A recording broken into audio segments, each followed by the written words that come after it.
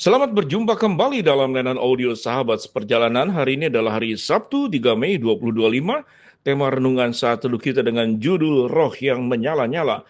Firman Tuhan terbaik dalam Roma 12 ayat yang 11 sampai dengan ke-12. Janganlah hendaknya kerajinanmu kendor, biarlah rohmu menyala-nyala dan layanilah Tuhan. Bersukacitalah dalam pengharapan, sabarlah dalam kesaksakan, dan bertekunlah dalam doa. Mari kita berdoa. Bapa yang di dalam surga, biarlah kami memiliki prinsip hidup yang benar, dan selain kami memiliki prinsip hidup yang benar, kami menjalankan prinsip hidup yang kami miliki pun dengan benar. Dalam nama Tuhan Yesus kami berdoa, amin. Shalom sahabat seperjalanan yang dikasihi Tuhan, roh yang menyala-nyala. Kalau kita berbicara tentang prinsip hidup, setiap orang punya prinsip hidup yang berbeda-beda satu dengan yang lain, dan kita akan belajar bagaimana prinsip hidup itu di bawah terang kebenaran firman Allah. Ada orang yang sangat mementingkan yang namanya itu harga diri, dalam tanda kutip dalam pemahaman mereka. Kalau ada orang yang kemudian mempermalukan mereka, menghina mereka, atau mengganggu salah satu anggota keluarganya, mereka berani mati, bahkan tarung secara fisik pun mereka akan lawan, bahkan pakai senjata pun tidak masalah. Kebiasaan-kebiasaan di dalam sebuah prinsip hidup dalam suku tertentu, negara tertentu, itu terjadi di mana-mana. Namun setiap prinsip hidup tentu ada alasannya, karena mereka tidak mau diinjak-injak, mereka tidak mau dihina, mereka melakukan sebuah pembelaan diri yang sebaik mungkin. Namun suatu kita belajar tentang prinsip hidup dari kebenaran firman Allah, di dalam Roma 11 ayat 12 dikatakan, janganlah hendak kerajaanmu kendor, dan biarlah rohmu menyala-nyala, dan layanilah Tuhan. Tatkala kita berhadapan dengan sebuah kondisi yang buruk dari orang yang kemudian memperlakukan kita dengan buruk, maka fokus kita siogianya adalah fokus kepada reaksi daripada orang lain. Sahabat seperjalanan, kita tidak bisa menghindari orang menghina kita. Kita tidak bisa menghindari orang berlaku tidak adil kepada kita. Tetapi kita harus berfokus bahwa apa yang kita kerjakan semata-mata bukan karena menjaga martabat diri, tetapi karena kita adalah anak-anak Allah, kita harus menjaga martabat sebagai anak-anak Allah. Tatkala kita berbicara tentang martabat sebagai anak-anak Allah, maka fokus daripada martabat seorang anak Allah itu adalah berfokus kepada apa yang Tuhan perintahkan yang harus kita lakukan. Sahabat seperjalanan yang dikasihi Tuhan, ada dua ayat yang kita baca tadi bersama-sama dalam Roma 12 ayat per-11 dengan ke-12. Janganlah hendaknya kerajinanmu kendor, biarlah rohmu menyala-nyala, dan layanilah Tuhan. Seseorang yang fokus kepada kehidupan yang semakin baik, maka dia tidak punya lagi waktu terlalu banyak untuk mengurusi komentar orang, reaksi orang. Karena sewaktu kita berbicara dan merespon komentar orang dan reaksi orang yang negatif, maka fokus kita menjadi keliru. Prinsip hidup kita siogianya tidak menjaga martabat harga diri pribadi, karena harga diri manusia siogianya biasanya dalam keberdosaan. Menjaga katakanlah kemuliaan diri. Kita perlu menjaga sebuah kehidupan, yaitu bagaimana hidup kita itu memuliakan Allah. Bagian-bagian tentang memuliakan Allah banyak sekali. Tentu salah satunya adalah dengan memuji Tuhan, dengan menyanyi. Itu adalah memuliakan Allah. Kita mengikuti ibadah dengan sungguh-sungguh, itu memuliakan Allah. Tapi ada cara bagaimana kita memuliakan Allah dan prinsip hidup, yaitu kerajinan. Janganlah hendaknya kerajinanmu kendor. Prinsip hidup yang dikatakan janganlah hendaknya kerajinanmu kendor, itu dikaitkan dengan biarlah rohmu menyala-nyala, kemudian dikaitkan juga dengan layanilah Tuhan. Tiga bagian ini siogianya menjadi satu bagian yang bersatu dengan yang lain. Orang yang rohnya menyala-nyala, dia akan rajin dan tidak kendor. Orang yang melayani Tuhan, rohnya akan menyala-nyala dan dia tidak akan kendor atau tidak akan malas. Sahabat seperjalanan yang dikasihi Tuhan, tentu nasihat untuk hidup dalam kasih dari bagian firman Tuhan dalam kitab Roma ini. Di sini berbicara tentang contoh yang dilakukan oleh Paulus sendiri, yang sudah melewati masa-masa sebuah kehidupan berjalan bersama dengan Allah.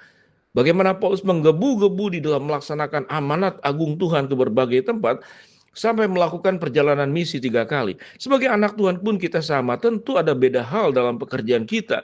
Paulus memang sepenuhnya menjadi seorang penginjil. Tetapi kita juga bisa menjadi penginjil dalam kehidupan keseharian kita. Bagaimana hidup kita itu menggambarkan Injil yang kita percayai. Injil adalah kabar baik. Injil adalah kabar sukacita. Injil adalah tentang kasih Kristus yang kita sampaikan kepada orang lain. Maka kehidupan kita harus penuh dengan kasih. Kehidupan kita harus penuh dengan kabar baik. Suatu orang membicarakan tentang kita, maka kabar baik yang mereka bicarakan, orang ini adalah orang baik. Orang ini orang yang bertanggung jawab, berintegritas, dan selalu punya semangat di dalam mengerjakan segala sesuatu, bukan buat kemuliaan diri, tapi buat kemuliaan Allah. Dan kemudian seluruh apa yang dilakukan semata-mata semuanya adalah untuk melayani Tuhan. Sahabat seperjalanan, sewaktu seorang ayah mengurus anak-anaknya dengan baik, maka dia sedang melayani Tuhan. Tatkala seorang istri bagaimana melayani suami, maka dia sedang melayani Tuhan. Tatkala anak-anak bagaimana hormat kepada orang tua, maka dia sedang melayani Tuhan. Melayani Tuhan tidak hanya berbicara tentang di gereja, bagaimana ikut paduan suara, bagaimana ikut pelayanan mimbar, bagaimana ikut pembesukan, tetapi melayani Tuhan adalah menjaga hidup dengan sebaik-baiknya di hadapan Allah. Dan apa yang menjadi bagian dari firman Allah, yaitu janganlah kita kendor. Jangan dikatakan dalam kitab Wahyu, kita tidak dingin dan tidak panas. Orang tersebut berarti biasanya dia punya prinsip yang kemudian bisa berubah-berubah. Kadang-kadang ikut Tuhan, kadang-kadang ikutin prinsip dunia. Rohnya menyala-nyala untuk Tuhan, kadang-kadang rohnya menyala-nyala dalam keberdosaan. Tetapi roh yang menyala-nyala dalam keberdosaan tentu adalah pengaruh roh jahat yang kita terima, roh kita sendiri menyerahkan kepada kehidupan di dalam keberdosaan.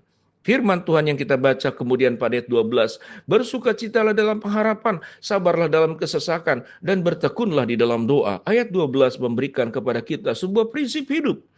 Tatkala kita dalam kesesakan, kita dalam masalah, kita dalam menghadapi berbagai macam ancaman, mungkin perlakuan tidak adil dari pihak lain, firman Tuhan berkata, bersukacitalah dalam pengharapan. Mengapa demikian? Karena Tuhan itu yang membela kita. Setiap perlakuan yang buruk yang terjadi kepada kita, kita tidak perlu melakukan pembelaan yang secara berlebihan, secara proporsional mungkin baik-baik saja. Agar sosial ini ada kendalinya, kita tidak membiarkan orang berbuat jahat dengan semau-maunya. Tetapi kita bersukacita dalam pengharapan.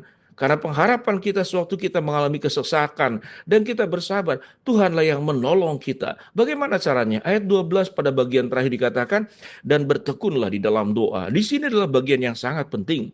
Di dalam menghadapi seluruh kehidupan, menghadapi berbagai macam kesulitan, bertekunlah di dalam doa. Kemudian prinsip hidup yang kita harus miliki adalah, biarlah roh kita menyala-nyala, kerajinan kita tidak kendor, dan seluruh apa yang kita lakukan semata-mata hanya untuk kemuliaan Allah. Berfokuslah kepada Tuhan, bukan berfokus kepada masalah. Berfokuslah kepada kebaikan-kebaikan Allah, anugerah-anugerahnya yang sudah dilimpahkan kepada kita. Bukan berfokus kepada ketidakadilan yang kita terima. Bukankah Kristus sendiri sudah mengalami, menerima berbagai macam perilaku ketidakadilan. Tapi Yesus berdoa dan berkata, Tuhan ampunilah mereka, sebab mereka tidak tahu apa yang mereka perbuat. Pada bagian firman Tuhan ini kita boleh melihat bahwa hidup seseorang yang memiliki prinsip hidup yang benar, hidupnya itu akan benar, rohnya akan menyala-nyala, kerajinannya tidak kendor. Seluruh yang kita lakukan semata-mata siogianya adalah untuk melayani Tuhan, untuk kemuliaan Tuhan, dan bukan untuk hal-hal yang lain. Sehingga hidup kita sungguh-sungguh akan punya pengharapan di dalam kesesakan, bersukacita di dalam kesesakan, sabar di dalam menanggung segala perkara yang terjadi kepada kita. Dan tatkala kita tidak sanggup, maka ada satu sarana bagaimana kita dikatakan dalam firman Tuhan, bertekunlah di dalam doa. Biarlah kita menjadi orang yang pribadi-pribadi pemenang dalam hidup ini bersama dengan Tuhan. Mari kita berdoa. Bapa dalam surga, terima kasih buat kebenaran firman Allah yang kami pelajari. Hamba-Mu berdoa buat sahabat seperjalanan yang sakit. Tuhan jamah sembuhkan, sahabat seperjalanan yang sedang menghadapi masalah. Tuhan bukakan jalan. Bagi yang sedang berdoa mengharapkan sesuatu, Tuhan kabulkan dengan cara dan waktu Tuhan yang terbaik. Dalam nama Tuhan Yesus kami berdoa. Amin.